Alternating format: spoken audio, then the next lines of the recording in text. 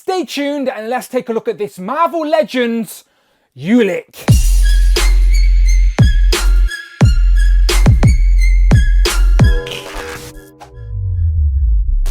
Pow and welcome back to the channel, Dan Who Reviews. As always, my name is Dan W. Make sure you are following me on Instagram at It's Dan Who. And remember, you can now hit that join button and become a channel member as well. Either show some love or join the members club. Much appreciated. Today we are taking a look at the Marvel Legends Deluxe Ulik. Now, cast your minds back to San Diego Comic-Con 2017 as the Marvel Legends exclusive box set was the Battle of Asgard. And that was the first time we've seen Ulik in Marvel Legends form at that scale. Until now, as we now have the single deluxe re-release of this figure with some upgrades in my opinion. So in the US, this is of course a Walmart exclusive. Shout out MCU Collector 24. In the UK, we have no Walmart, so it is just available right now. And if you, like me, never got your hands on that Battle of Asgard box set, then you will be very happy for this opportunity to add the improved version of Ulik to your Asgard collection, because he does have two interchangeable heads, interchangeable set of hands, and his hammer, his weapon. None of those came with the previous release. So this is definitely an upgrade in my opinion in the deluxe packaging, but worthy of it because he is a big guy. So there it is in the full packaging with the hammer on top. Spin it around to the back, we're getting the picture of Ulik as well as a write-up that reads, Ulik, the strongest and fiercest of all trolls, Ulik is the Troll King, is as strong and as stubborn as stone of Asgard.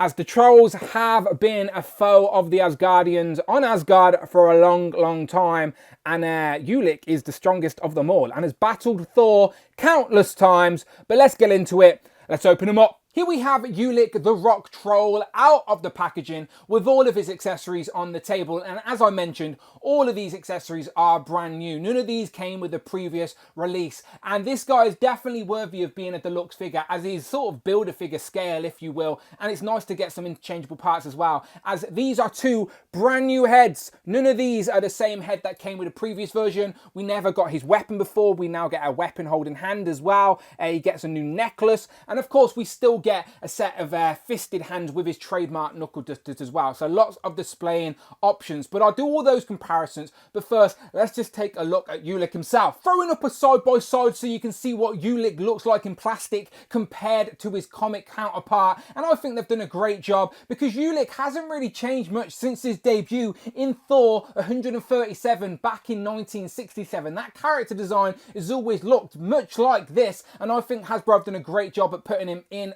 plastic, and now we have these interchangeable parts so we can have him displayed a little bit more dynamically on the shelf. But Ulik is of course a rock troll from Asgard, a continued foe, a continued nemesis, going toe to toe with Thor throughout the comic pages, but never quite beating him, but always back to fight another day. Let's start by taking a closer look at the new head sculpt. So first we've got this one with both sets of teeth showing, the raised eyebrows and the red eyes. He's not in a good mood. I like the way the hair and the beard sort of merge into one, and you can still see his sort of troll ears sticking out. It's a very nicely sculpted head sculpt, and I also like this newly sculpted necklace as well, which is a separate piece that will come off if you pop off the head, but it does sit there very nicely over the neck. But yeah, there you go. There is your first head sculpt. So he's sort of angry, battle ready, but not quite. So let's see the other one side by side. You can see the other one is much more angry looking, as the jaw is now open. You can see the mouth open wide with the tongue sticking out, those sharp teeth, still angry eyebrows, and this time the hair and the beard are just a little bit more blowing in the wind, like he's screaming at you. So very nice options for sort of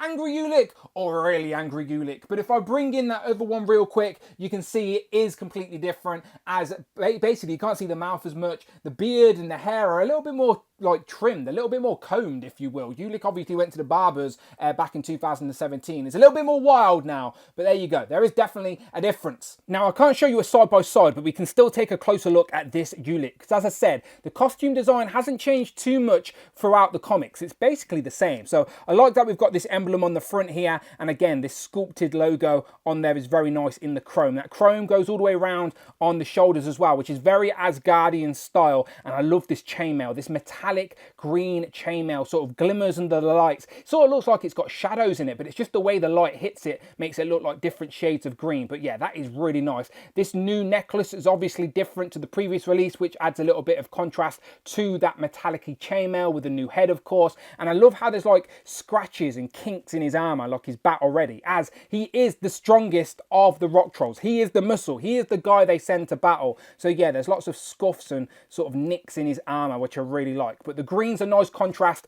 to his orangey sort of skin. And remember that he's a rock troll, so there's lots of bumps and cracks and sort of a leathery sort of texture to his skin. It sort of could be sharing parts from the Rhino Build-A-Figure. It would make sense if it did. It probably does, but I haven't got Rhino to compare to at the minute. But yeah, lots of bumps and cracks. A bit of fur up there at the shoulder. That same fur is there on the back of the hands, and then that same fur on the feet as well, as he got like these hoovy feet with the big brown toenails. But yeah, single jointed elbows as it is Build-A-Figure scale, but you still got the bicep swivel, and the arms do go not up to 90, but enough. We got a little bit of an ab crunch there, but nothing crazy. What worries me about my Ulik is that he can sort of do this crazy helicopter. I don't think my waist should be that loose. I'm a little bit concerned about his tornado finishing move, but hopefully that doesn't pop off for me. You've got the swivel there at the top of the thigh as well, single jointed knee as you would expect, and then a right ankle pivot and rocker.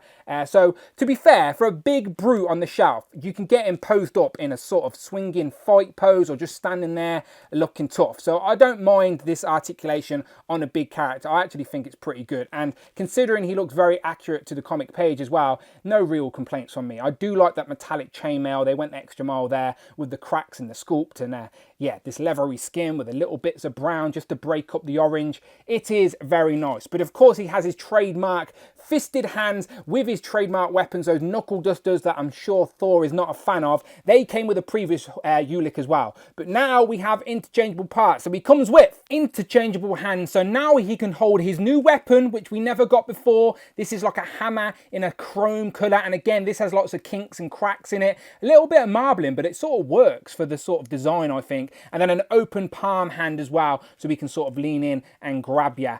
So again, a little bit of difference in posing, makes it a little bit more dynamic for the shelf. So again, I like those posing options compared to just having the fisted hands. And again, I like that we've now got his weapon as well. Of course, I changed the head for dramatic effect as well. But yeah, this guy is going to pose up undoubtedly very nice on your Asgardian shelf. Definitely looks like an imposing foe for Thor, as he is. He really is. He does go toe for toe for Thor. Thor just always beats him by a little bit, but as I said, Ulik's always there to fight another day. But this figure looks very nice. As I said, I missed out on that first release, so happy to get this. I just need to sort out my very loose waist. The only other little annoying thing is down here at the feet, you can see that the orange of the actual the pin is different to the brown there, so that orange stands out against what should be brown. So I think those pins should have been brown to sort of help that. But other than that, that was just something niggly that I noticed.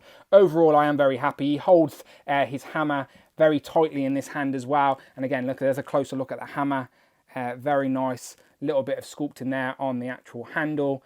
And again, a little bit of marbling, a little bit of rough texture on there as well. It's not just flat, and like it's been in some battles, which I like. I like it. It's been battle ready. But there you go. Ulik, very angry, ready to fight. And I say he holds it tight, but you do have to get his hand in the thicker bit, and then he will hold it. But yeah, there you go. There is Ulik, looking very nice. Let's get him compared to some of us. Bloody hell, that's not good, is it? Usually the first comparison would be compared to the previous release, but as I keep saying, I don't have it. So here we have him compared to a picture I found online. But as you can see, they're basically the same figure. This new deluxe version just has the new sculpted heads and the new interchangeable parts, but the previous version is basically the same figure sculpturally and even paint-wise. Doesn't really seem to be much deco difference either. But that San Diego Comic-Con will always be unique for that head. That head, as I said, he's been to the barbers, a little bit more trim. But there you go. There's your differences. Now the comparison that makes the most sense, and one that I can actually do in person. Here we have Ulik compared to the 80th anniversary Thor. And I do think that these two pose very nice on a shelf. These two look like they've jumped out of the pages of those 1960s comics because they battled several times. Jack Kirby, Stan Lee doing what they do best. And yeah, these two look great together on a shelf, that is for sure. Very classic looking. Here we have another Thor. This one is from the Disney School exclusive Avengers 5-pack, I believe. Anyway, it's not as classic looking. I don't think this version works as well as the 80th anniversary Thor, but nevertheless, it's still Thor versus Ulik on a shelf and will look good together. It's a little bit taller though. And just to show you how big and imposing Ulik actually is, he can nearly look the Hulk dead in the eyes as this deluxe figure compares very nicely to the 20th anniversary version of the Hulk, the Marvel Legends 20th anniversary of the Hulk, where the head sculpts are not as bad as people say. But there you go, Hulk versus Ulik, probably battled in the comics and would be a good battle at that. Staying with the Marvel Legends 20th anniversary figures, here we have Captain America and Iron Man. Now my Rhino Builder figure is right at the back of the shelf and I really didn't feel like destroying my display today, but I do think that Ulik and Rhino share some of the same parts. So instead, here we have another recent big builder figure that pairs very nicely with Ulik. This is of course the Armadillo. And yeah, we know that Armadillo's big, so again, Ulik can go toe for toe. Now Ulik doesn't just stay on Asgard hiding away in the mountains, no.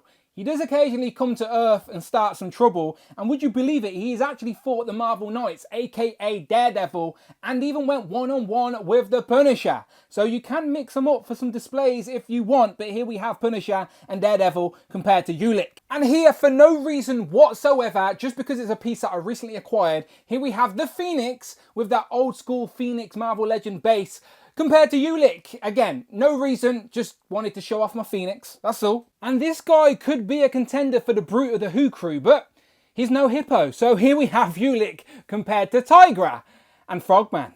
And of course, last but definitely never least, here we have Captain Britain and Hal Fire Hank. So, final thoughts on this deluxe Ulik figure, the rock troll of Asgard, who is a classic villain to Thor and one I am happy to finally add to the display. For one reason or another, I never got that San Diego Comic-Con box set, The Battle of Asgard, but most of the figures in that set have already got re-releases. I think the only one left is Bor, Odin's dad. He's the only one that has not got another release. So Ulik is another one to tick off the list. I will just have to wait a little bit longer to find Bor. But this Ulik is very nice and an upgrade as well. It's nice when you miss out on a figure and then when you do eventually get it, it is a better version of the previous release. It's nice when it works out that way. Not always when you buy as many Legends as I do, but it's nice when it does. But this guy has new head sculpts, interchangeable parts. He even has his hammer and is definitely going to pose very nicely and be a welcomed addition to my Asgardian display. That is for sure. Again, a classic Thor villain. But you let me know what you think in the comments below. As always, have you pre-ordered him? Have you got him already? Shout out MCU Collector 24 already for all those Walmart exclusives. But yeah, as always, check out the videos tab, find the playlist, but please, please, please hit that subscribe button. Much, much appreciated. You're going to say hit that join button and become a channel member as well. Either show some love or join the members club. Much, much appreciated. And as always, support the channel and I'll get you on the channel. It's as simple as that, people. But follow me on Instagram at It's Dan Who. I'm on Twitter as well. Tweet me at Dan Who Reviews. And until then, people, my name is Dan W. And I will, of course, see you on the next one.